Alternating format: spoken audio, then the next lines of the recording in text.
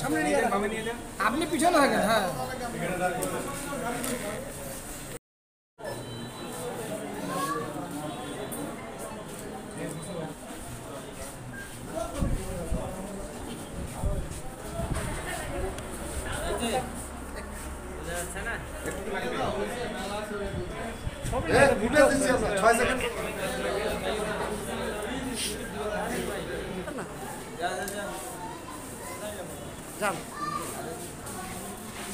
সামনে দেন না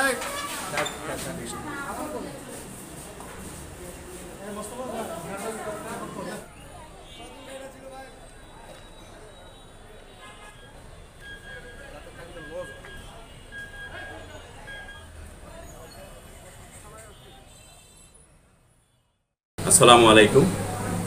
আপনারা জানেন সারা দেশে ঈদের আগে রেলের টিকিট পাওয়া খুব দুষ্কর হয়ে যায়।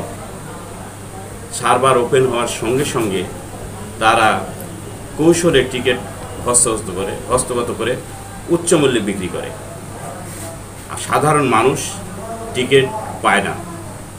আমরা গত রাত্রে এই সংক্রান্তে 2 জনকে গ্রেপ্তার করি এবং তাদের কাছ থেকে 5টি মোবাইল এবং 20টি টিকিটের প্রিন্ট কপি আমরা উদ্ধার করি এবং এর সঙ্গে যারাই জড়িত থাক সবাইকে আমরা আইনের আওতায় আনব। গ্রেপ্তারকৃত 2 জনের মধ্যে ওমর, সে হলো মূল হোতা, এবং তার আরেক ভাই নয়ন, সেও মূল হোতা, এবং এদের সঙ্গে অনেক লোককেই এরা ব্যবহার করে এই টিকিট সেল করার জন্য।